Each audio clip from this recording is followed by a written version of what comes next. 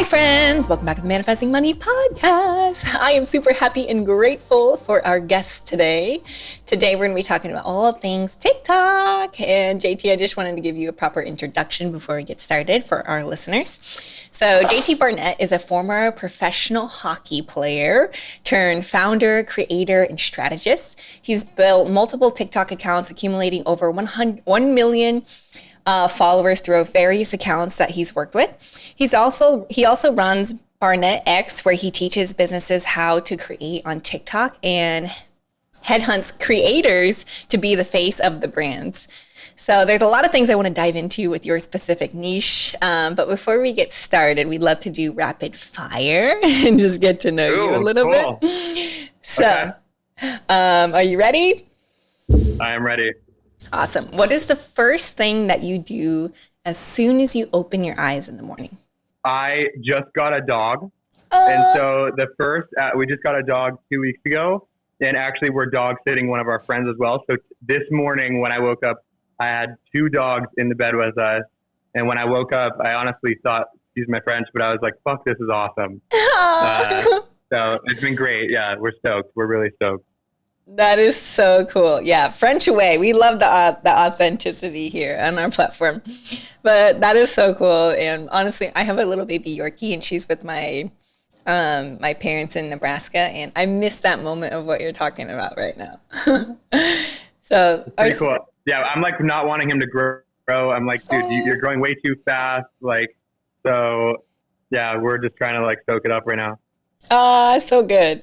So our second rapid fire question is, what is your favorite book? That's a tough one. Start With Why by Simon Sinek is a really good one. I want to caveat that by saying I'm not a massive reader. I learn a little bit better from either audiobooks or podcasts or summaries like that. But in terms of like book, I would say Start With Why by Simon Sinek is one that I really like. Ooh, so good. Any specific podcasts that you tune into? Podcasts?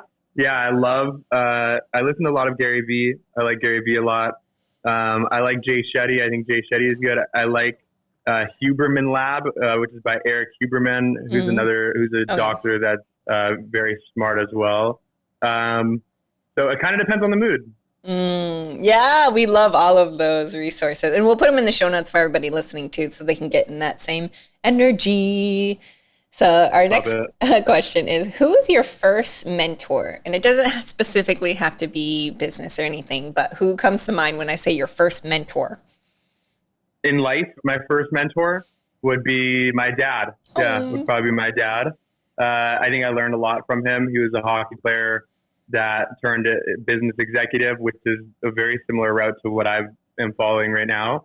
So I would say my dad was my first mentor. And then from there would be pro hockey players that I got to watch through my dad representing them. Wow, that is so cool. I got chills in my legs when you said that. Wow, that's awesome. Shout out your dad. What's your dad's name? Mike. Shout out Mike. Shout out Mike. So our last rapid fire question for you is, what was the first investment that you made in yourself and how much was it? First real investment that I think I made in myself would probably be therapy, actually. Wow. I think that's probably a good one to start with, because I think after therapy was like starting to invest into products like new computer and desk and office and all of that. But I think before that would be like therapy, personal trainer, like more like physical or well-being kind of things. Because I think that's more of like my foundation. And then after that, it's like business and all that. So I think therapy would be the first one that I was like, shit, am I really going to spend like $200 for 45 minutes to talk with somebody? And now obviously I'm looking back at it, I'm like, I probably would have paid $1,000. So super beneficial. And I would say that is definitely one of the first investments that I was like, you need to invest in yourself.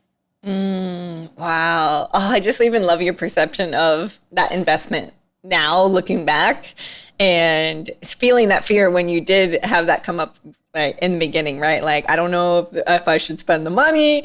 And I think a lot of people who are listening to this right now are also within that same maybe situation in different areas. And want to thank you for being vulnerable and sharing that. So good.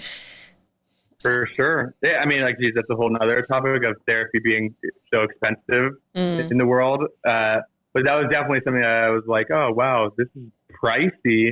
Is it worth it? And I think anything, this is a good kind of like tangent for this podcast, is like, you really do get what you pay for. And that's a lesson that I learned continually, especially as a business owner, when you're like, oh, we could do this for a little bit cheaper, or we could pay full price for this. And you always like want, as a business owner, you're trying to like see like, where can we save money on things?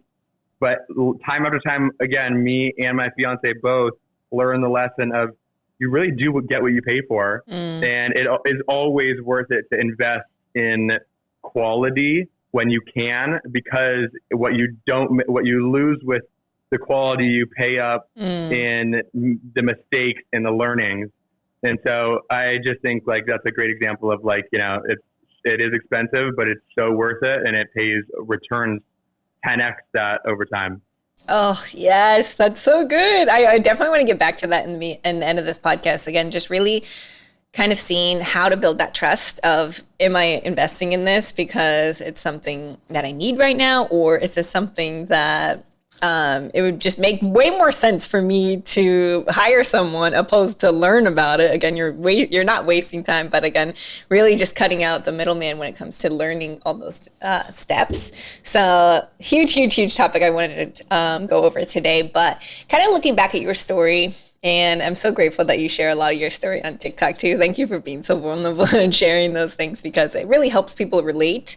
I think unconsciously we put people on pedestals because of social media in general, but also the success that manifests so fast. So one of my questions that I had from one of your recent videos was talking about how your worst coaches and your worst bosses have actually given you the most valuable lessons and skill sets. For people who have not seen that video or are not very conscious of what we're talking about, what would you tell them about having people, those negative experiences, and flipping it into something valuable?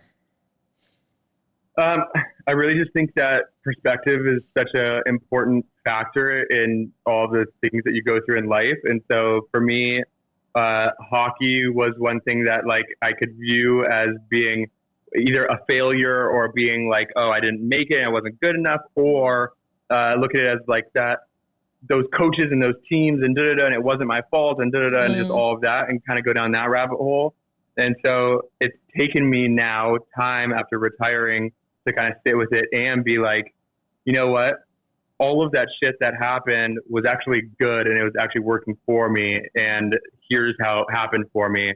And now I have a different perspective on it.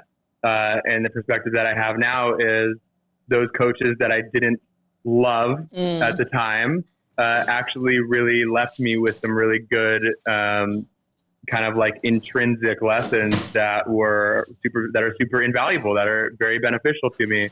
And in that video, I think I mentioned like one of them was learning how to take care of myself. Like you know, when you're in an environment that isn't ideal and you're not 100% in control of it, a lot of the times you end up needing to learn how to take care of yourself in your off time.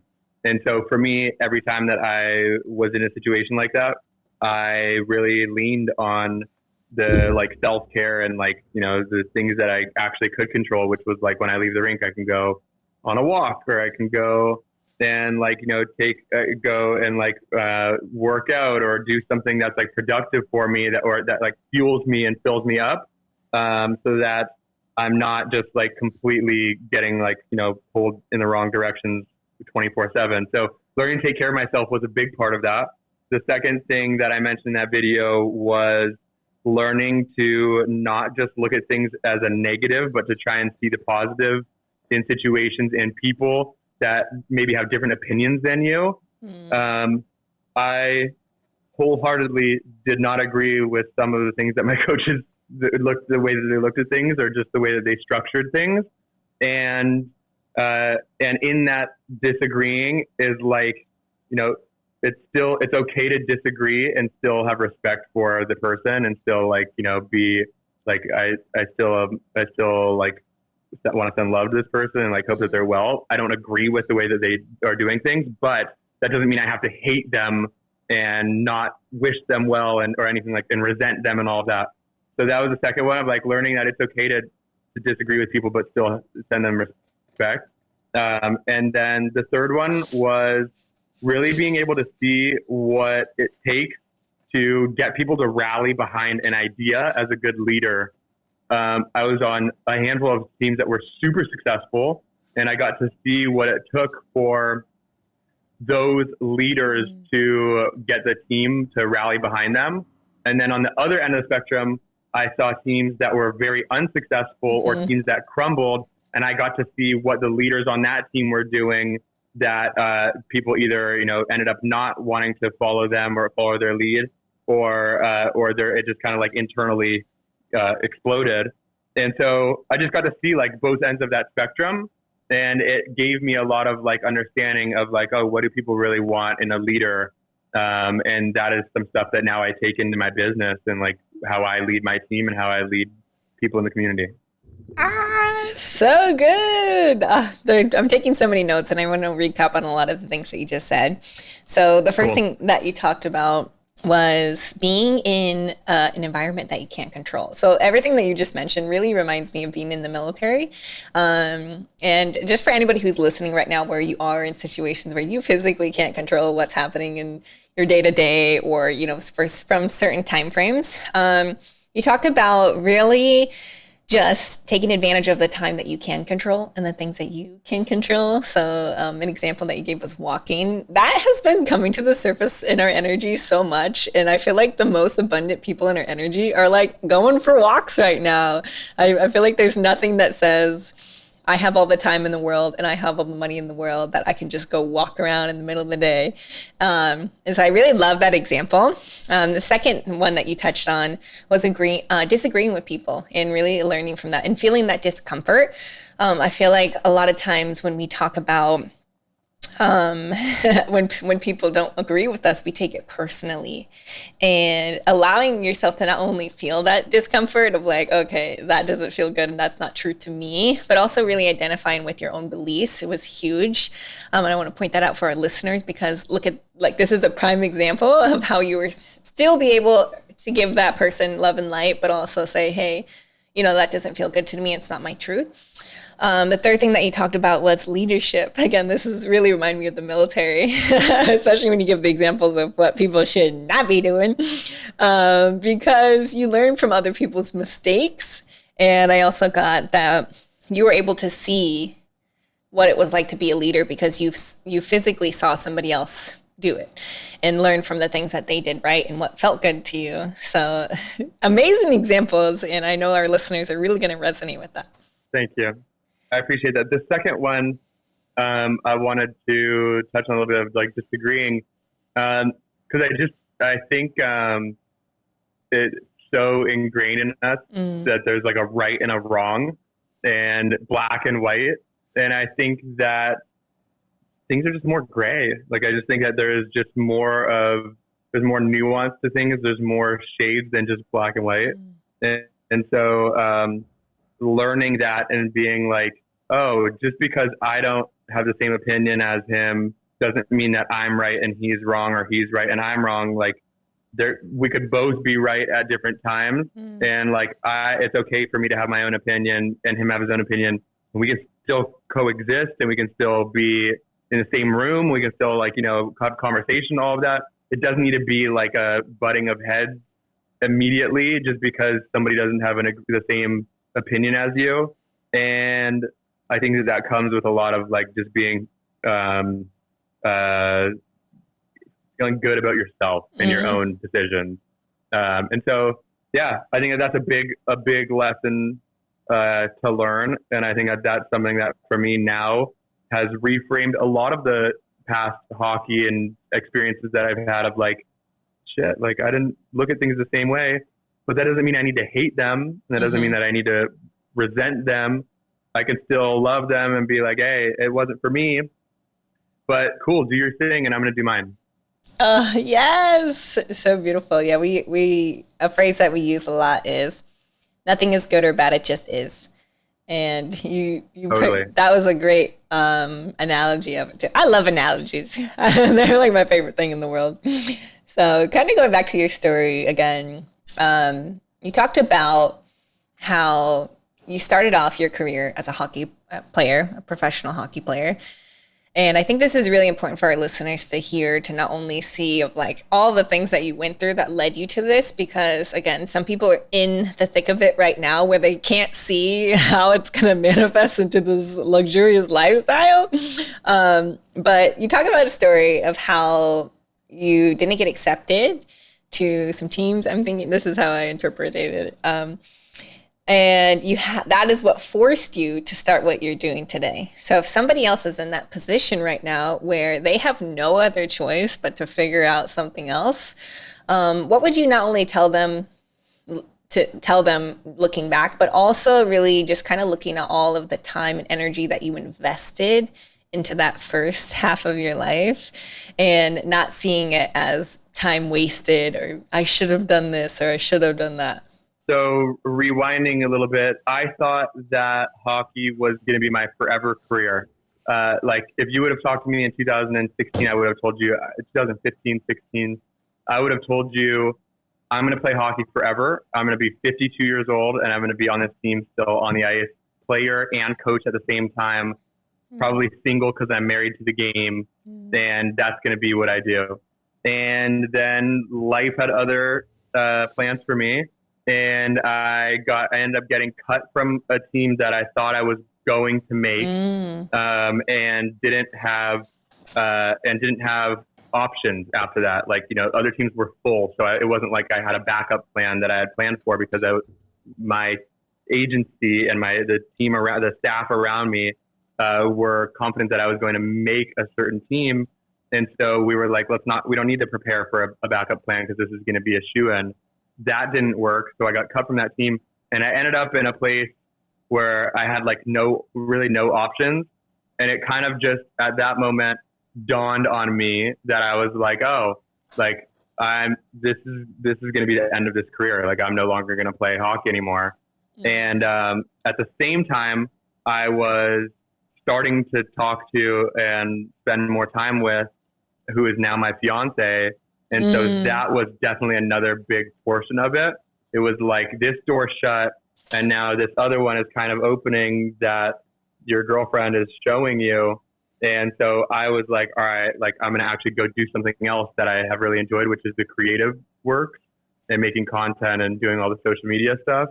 And as soon as I started doing that, it was like, oh, this is like really what I was meant to be doing. And I feel like so, the way I would put it before is when I was playing hockey, I felt like I almost needed to force myself to get on teams and show up and be stoked about it. And it just felt like a lot of, I enjoyed it. So I'm not saying I didn't like it, but it just felt like there was a lot of just forcing. It didn't feel natural. It didn't feel easy. It didn't feel seamless. It just felt like, oh, we really got to make that team. And it's been so hard to make these teams. And why isn't it working? And then I got to go play here. And there's issues with this team. And there's issues with the city. And there's just like, it just felt forced.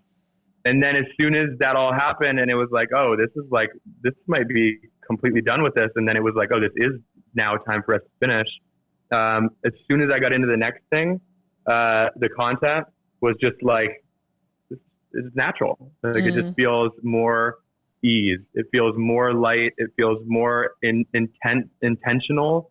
It feels more like I actually am having an impact on people that I want to have an impact on. With hockey, I feel like I was having an impact on myself and my family, and not me going on the ice and playing hockey was not changing the world and was not impacting all these other people around me. Whereas right now, I feel like I actually can impact other people by doing things like this and putting myself out there. And so I just feel like it immediately felt more aligned. And so what I'll say to the people that are maybe like in that kind of a position as well, where they maybe don't know exactly what's next. And they're kind of at a place where they're like, this thing seems like it's ending and I don't know what is next. is really trust yourself and first spend time with yourself to see what your intuition is telling you, or what your heart is telling you, which way to move. And then trust that, like trust what feels right and what feels good, and not what feels comfortable and what feels practice, what feels actually good and what feels actually intentional. And that was what I did. I was like, I retired. I was like, shit, I don't know what I'm going to do. And then I was like, wait a minute, I do know what I'm going to do. I'm going to do content. That's what I've been wanting to do. And I'm going to follow that. And I don't know what I'm going to do it for money. I don't know what I'm going to do for a job, but I'm going to go after it. And that was what I did. Ah, so good. I just get so excited about this. I don't know if you can hear these little voices or these little tunes.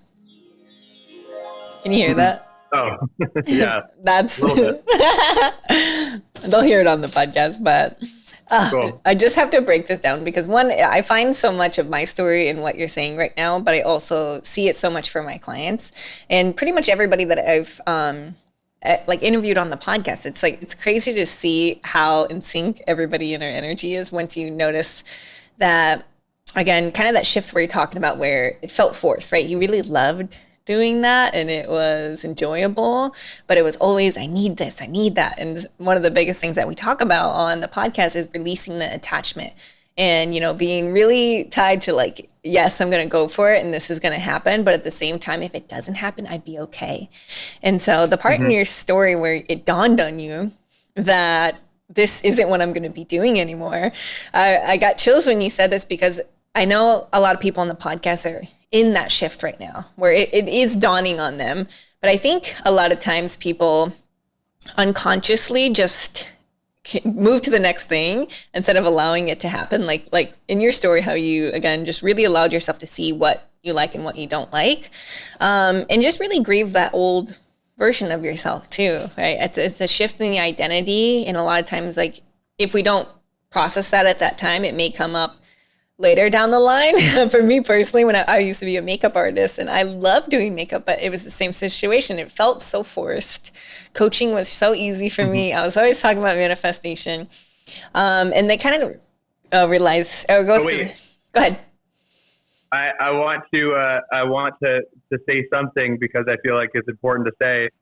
The game didn't end for me. It just got redirected. And so I feel like I'm still playing hockey, but I feel like it's just in a different arena now. Pro sports has now shifted to business, and I look at business as a sport. And now when I look back at it, it's like, oh, do I feel like that dream that I wanted actually got crushed and I never fulfilled that dream and like it just completely ended? Not at all. I look back at the pro sports stuff and I'm like, what was the shit that I really enjoyed in that sport? And am I still doing that? And every single one of them is 100% yes. So I think for people that are like, in this place where they're like, oh, my dream is dying. I'm getting cut from a team, or I'm getting I'm getting fired from a job or a relationship or whatever. I urge you to look at the things in that setting that you really loved. And I will guarantee you that in the next thing, if they actually are things that you love, you'll find them there too. Oh, so good. Yeah. That kind of goes to the next part of what I wanted to break down of what you just said was allowing yourself to look at those things. Like it takes time to look at the things that you liked and you didn't like. So we talk a lot about this with our relationships with money, right? What are the things that are good and what are the things that we can work on?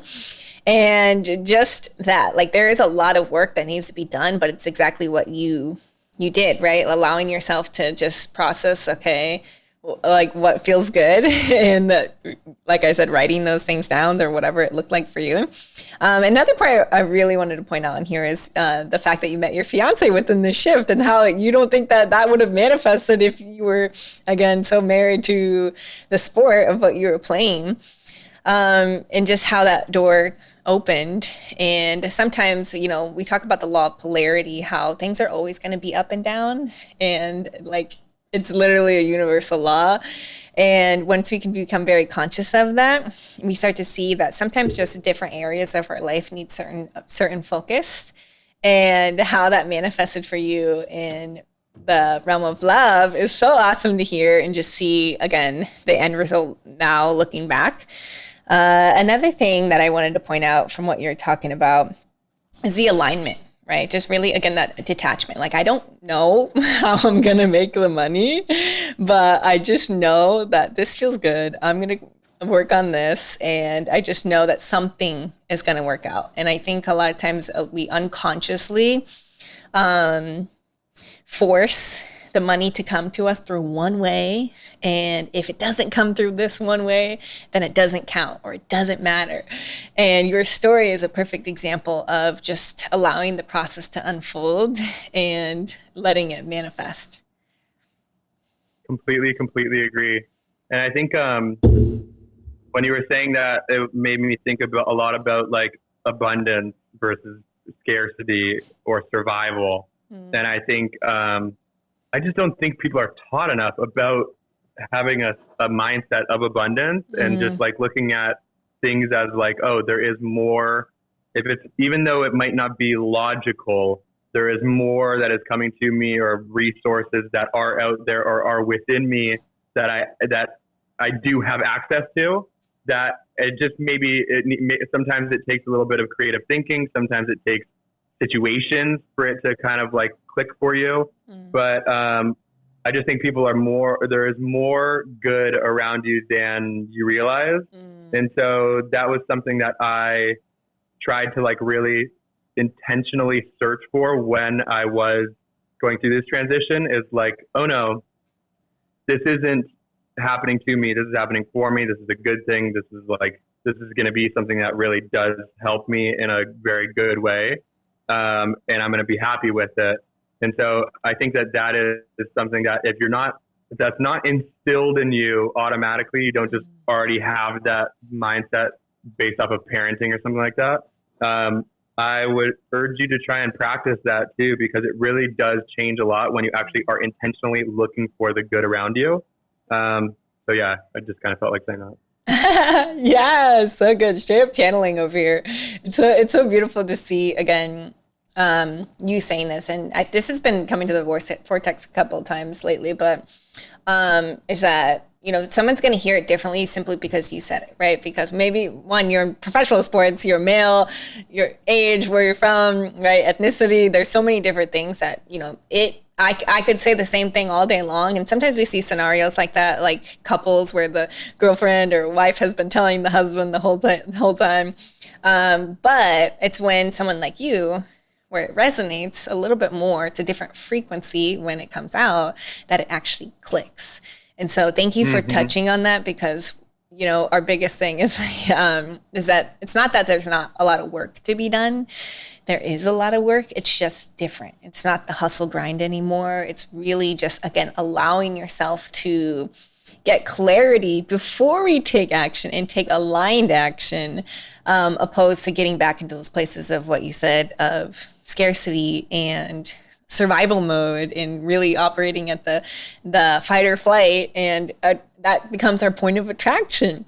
So I'm very curious with your story when it came to that shift, right? You started your business. So I would love to know a little bit more about what that shift was like. Like, what were the steps? What were some of the wins? What were some of the biggest pain points for the people you were working with TikTok? And how did that manifest?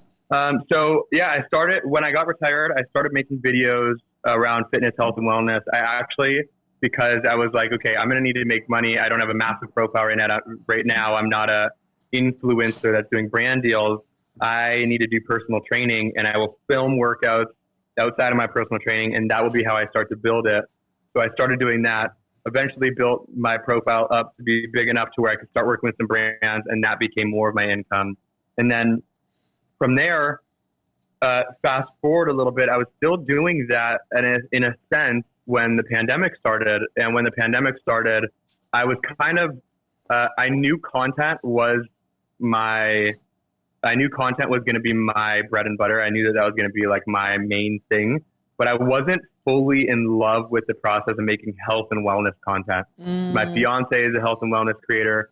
She absolutely lives, eats, sleeps, breathes, creating content around health and wellness. I enjoyed it, but I didn't enjoy it in the sense where I'm like geeking out about it. I actually have this whole other side of me that's a little bit more like into tech and business and marketing and a little bit of that side. And so I was kind of like a little bit over the fitness, health, and wellness content I was making. TikTok started, and I started posting videos on TikTok, and those started getting traction. So I started putting more energy into TikTok. And then I had a conversation with one of my friends in New York, and he called me and was like, hey, TikTok is big right now. It's being pushed more and more. People are loving it. Everybody's getting on it. And these TikTok houses are becoming a thing. There's Hype House right now that has Charlie D'Amelio in it. There's Sway House that has Bryce Hall and Noah Beck and all these other TikTokers. And the thing that's missing right now, there's no TikTok houses that are above the age of 25. Why don't we do a TikTok house and almost have it like MTV Real World for any millennials that are listening? Cool. MTV Real World, but do it all on the platform of TikTok. And so that was what we did. And we called it Honey House. So we moved everybody into a house for 30 days during the pandemic, an Airbnb, 10 people in a house. And we filmed on TikTok what would be considered like the new age kind of like real world. But we did it with a health and wellness kind of spin and positivity and all of that, because we're in a pandemic and we want people to enjoy being in a house with people for 30 days, not like a actual reality show. And so that account went from, we were doing it for 30 days. It went from 0 to 500,000 in 30 days. Then we took a 2-week break. We did another 30 days, and it went from 500,000 to 1.1 million. And that happened for me. And when that happened, I was like, this is what I want to do. I want to teach people how to do content. And then I had brands come to me and ask me how to do it. And so I was like, this is what I'm going to do. I'm going to take on a couple of these brands, teach them, and see how it goes. And when it went well with them, that was an aha moment for me that I was like, this is going to be my company. I'm going to teach brands TikTok, and I'm going to make TikToks around how to do business and all of that. And that's what I do now. Oh, so good. We just love to hear one, like how you, again, learn from that past experience of like, okay, this is enjoyable, this is fun, but it's also not the number one thing that's lighting me up, because that's like, oh, it's like something you can teach someone, but you really have to go through the experience to know exactly what it is. So how you were able to use that to see, even say, okay, health and wellness has been enjoyable, but I now am shifting to find something that's a little bit more in alignment. And just seeing that process alone is so cool. And then just seeing the need and really finding what your passion was, and not only with yourself, but other people, and putting that into one space. I'm a millennial, so MTV, I know what you're talking about. And I just think that's so funny, so cool. And even I'm a huge numbers person too. So 0 to 500, I'm like, oh, that is so cool.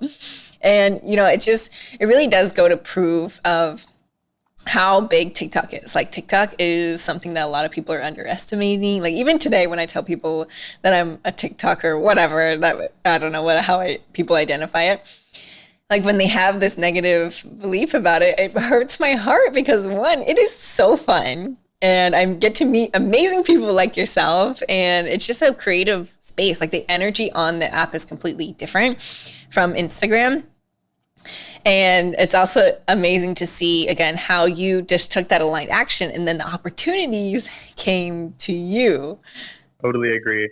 The feeling of TikTok is something that really pulled me into the platform, because I was coming from Instagram. Instagram was my thing. Instagram was this platform that really took me into social media as a personality. And like, you know, it was the first platform that people could build around themselves and in their faith and what they're up to. And so I loved it. But I think we just, with Instagram, got a very filtered version of ourselves. And that's not everybody. Like, I don't think that I'm filtering too much on Instagram, and like, I'm not face tuning and doing like, you know, but I do think that is like the consensus of the platform was glorified highlight reel content performs better. And so I think TikTok just came at the right time. It was like pandemic. It was like people being over Instagram. It was like, there was just a lot of different things that needed to happen for people to be like, oh, it's the right time for something else, and for people to get a breath of fresh air. And TikTok just like TikTok came and prioritized different things. TikTok chose to prioritize low produced, authentic, raw, relatable content. that was what they produced. That was what they prioritized. They prioritized Charlie D'Amelio, who is a very normal person and really wasn't like, she wasn't filtering and face tuning and doing anything. She's like a normal kid. And so when you can tell that they wanted to prioritize other things than Instagram did, and that is why they are where they are right now. They did it a way that people wanted. So that's why I love the platform. Right. And it's cool, like from your perspective, even to break that down. Like we may unconsciously like see the difference in that, but we don't know specifically what makes them so different. And I think your perception of the two, especially with your marketing background, is so key and brings so much consciousness around of. So for people who are on the podcast right now that are getting pushed to put out more content, that they can pick which one feels more in alignment for them. That's one of the things that we always tell people is like, go where it feels good. Really interesting thing for the audience is people think that Charlie D'Amelio was just like a random person that blew up all over TikTok. And it was just like, it was coincidental. 100% was intentional. Like they knew that if we pick somebody to be the poster child, that is a normal, relatable kid from, I think she's from like North Carolina or Charlotte, something over on the East Coast. But like from an everyday city, like that will get more people to want to be on the platform because they resonate with her rather than somebody like Kim Kardashian or somebody that's like a massive, massive, massive global celebrity icon. And you can tell that, like you can tell on the platform that they don't prioritize people like Kim. I'm just using Kim as an example. They're not prioritizing her posts on the algorithm like they are somebody like Charlie, especially when they were starting out. And that really pulls people in the right way because they feel that they're getting something different than something like Instagram. Yes, so good. So there is a huge limiting belief that we have in our community that you need X amount of followers in order to make money on social media. And from your expertise, how could you not only help us break this down, but also give us some tips and tricks for those who are listening, who are manifesting sponsors and brand deals? Yeah, this is a really important thing for people to hear because people think that you have to have 1 million followers to really monetize. Then everybody should go look up the story of 1,000 true fans. But I'm going to try and reverse kind of engineer it and give you the real reason that people monetize or brands pay people to monetize. Brands are looking for a couple of different things. One of them is awareness, which means that they want a bunch of people that they don't currently have access to see their product. That's awareness. The second thing is conversions, which means they want people to actually buy their product that they don't have access to selling to them already. And then the third thing is just more content. Like they might just need more content. They don't have somebody that can create it internally. And so when people are working with brands and they're getting paid for posts, the brand that is looking for conversions, a lot of the time they're not looking to sell like 50,000 items of like the lipstick or the lip gloss or the hair product or the t-shirt. They're looking for a certain number to meet what they're paying that influencer or that creator. So like say the product costs $5 and they're paying the influencer $500. If you sell 50 of those, then you're meeting what they would be paying, and that would be a massive success for them. That math might have been wrong. I'm not great with math, so try to follow me on that. But what I'm saying is, if you look at it, the audience that you are needing to actually get a brand deal is not in the hundreds of thousands or the millions or even the tens of thousands. If you have 1,000 people, 1,000 people that when you post a product will buy that product, you have an enormous business. Enormous. Like when influencers are posting and they have 50,000 or 100,000 or 500,000, whatever followers, and they go and they sell 100 of those items, 100 of them, that is a massive success for the brand for the most part, that is a massive success for the brand and they feel really good with it. That influencer feels good with it. If you are a person that has literally 1,500 followers and in that 1,500, 1,000 of them really fuck with you and they will buy that product, you can outsell a majority of the influencers that have 50,000, 100,000, whatever.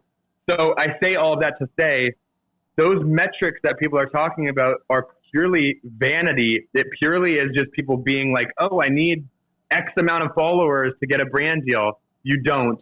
What you really need is conviction to be able to articulate to the brand that you're worth whatever number it is that you're pitching them. And then if you get paid that and you actually have the audience that cares about it, you have an enormous business.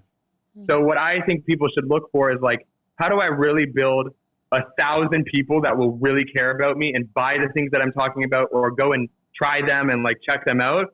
And that from there is enough for me to go to brands and start getting brand deals and really start monetizing.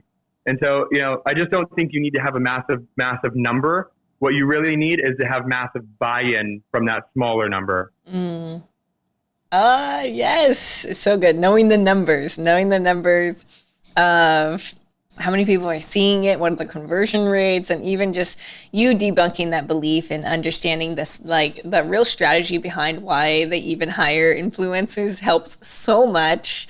I'm very curious for those of the listeners who are either just now starting or getting to that point where they want to get sponsors. At what point do you recommend that they do all of the maybe pitching, or I'm guessing that's what it's called, or hiring somebody else to do it? I think people should start like looking for brand deals when their audience is asking them for more. Like I think people really try to monetize early, but I think your audience will give you some sort of an inclination of when it's time for you to monetize. I'll give you an example. If you're a beauty blogger and you're doing like makeup tutorials and you're posting makeup every day, but nobody is engaging with it and nobody is commenting and nobody is liking and your views are really low and you don't really have anybody that's actually like asking questions about it, I think it's too early for you to monetize because what happens when you try to monetize, anybody that tries to monetize, if it's not 100% authentic and organic and being asked for, is the audience gets turned off to it. And then they're like, oh, now I don't know when you're doing stuff, if it's an endorsement or if it's actually you caring about it. So now there's a less of a trust. And so what I think is for the creator with the audience, I think you should start trying to go and get brand deals when your comment section or your DMs are getting flooded with questions of people saying, what is that shirt? What is that makeup brush? What is that hair product? What is that food that you're eating? You know, whatever it is, the category that you're in. And it doesn't need to be like you're getting 50 questions a day, but at least people are asking you because that gives you the confidence to go to a brand and be like, hey, I use your hair product. People are asking me about it. I would love to do something for you and like make content around it. But when you go too early, a lot of the times you end up losing that trust with your audience. And that is much, much, much more important than any brand deal and money that you're going to make in the short term.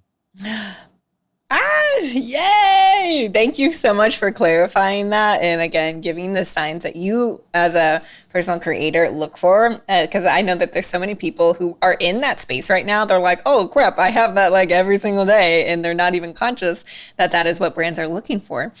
So as we wrap things up here, I wanted to give you some space to really talk about how you serve creators and how you can help that way, but also where are you most present and where can everybody find you? So what I do is there's a couple of different things. First and foremost, I'm a creator myself through and through. That is definitely my foundation. And I love making different types of content and putting myself out there in my content itself.